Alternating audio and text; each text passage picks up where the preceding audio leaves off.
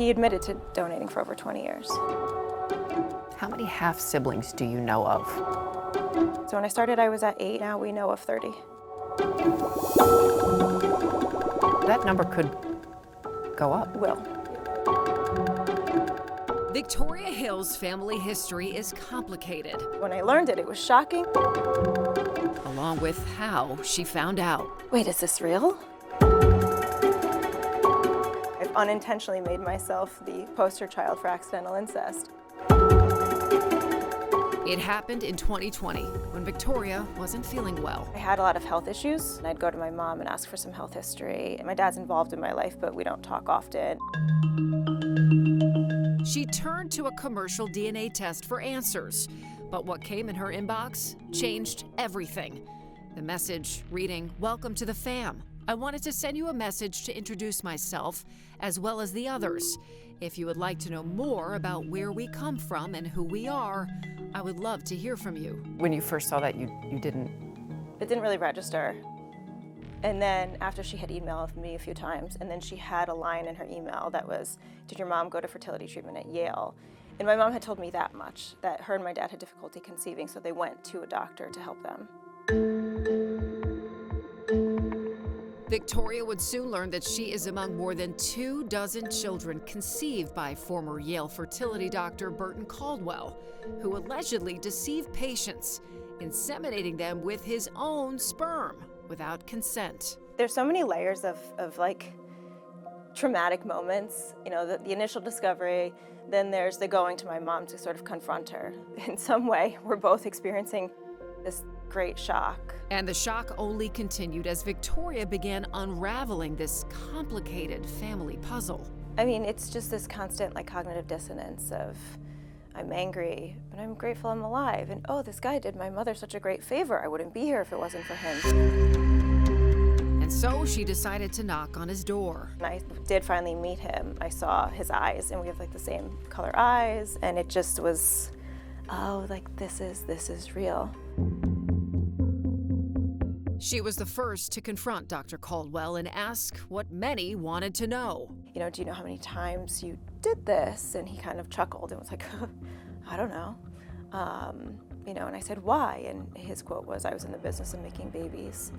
And there was no remorse. Victoria wanted health information and received this written letter after her visit from Dr. Caldwell's wife, providing some of his medical history. In another traumatic twist following a high school reunion, Victoria found out that her former high school sweetheart is her half-brother after he took a DNA test. His text reading, "You are my sister. I know there is a lot to say, and we will have a long talk."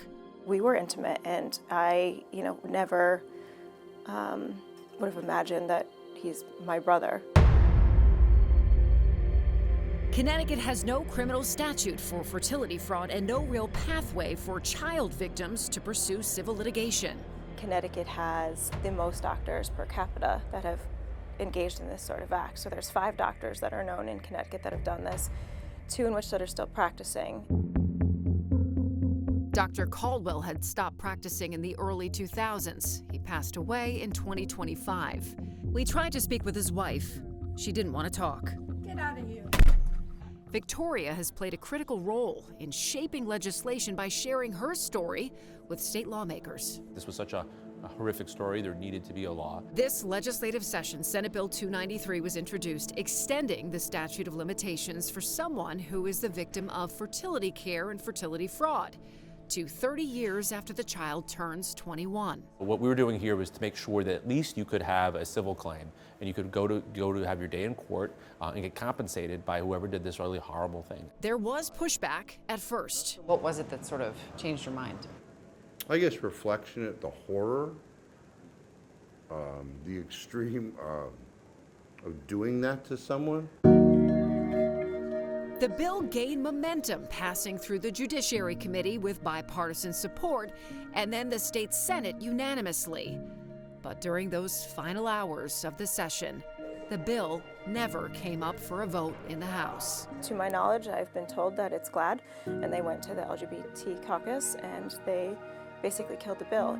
We reached out to GLAAD for an interview. So far, we haven't heard back.